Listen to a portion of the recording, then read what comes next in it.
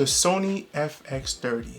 What an amazing camera this is. For the price and the specs, you are getting a lot of features with this camera. But honestly, this camera wasn't on my radar.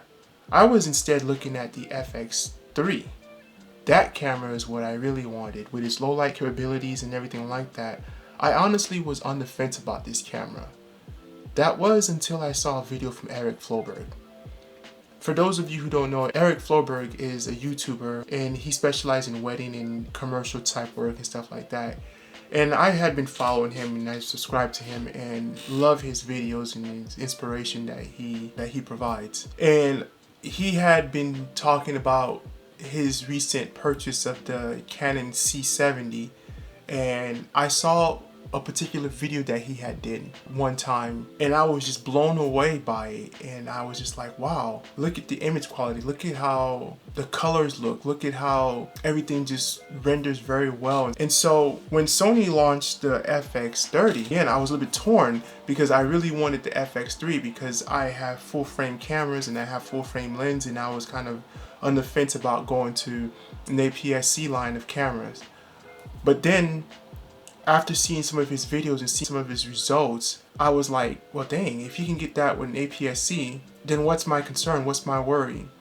And so because of his videos from the C70, it kind of pushed me to the edge to go ahead and get the FX3.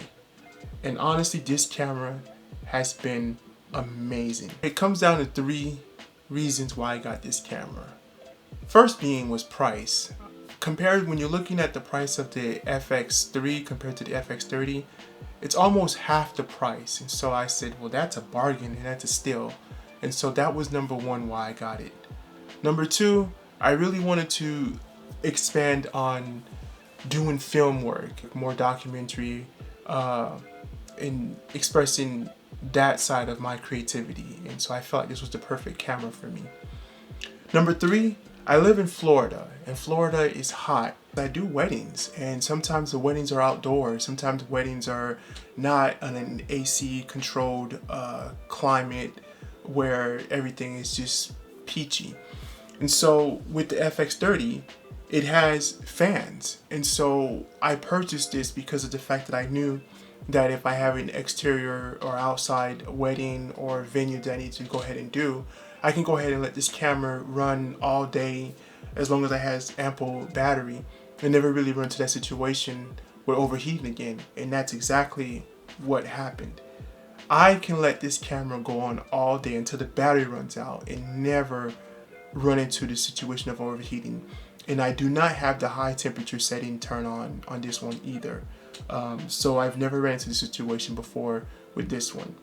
So is this camera perfect? Of course not. No camera is.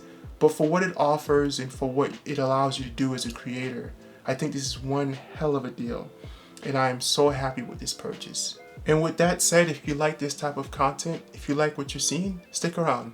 And until then, I'll see you around.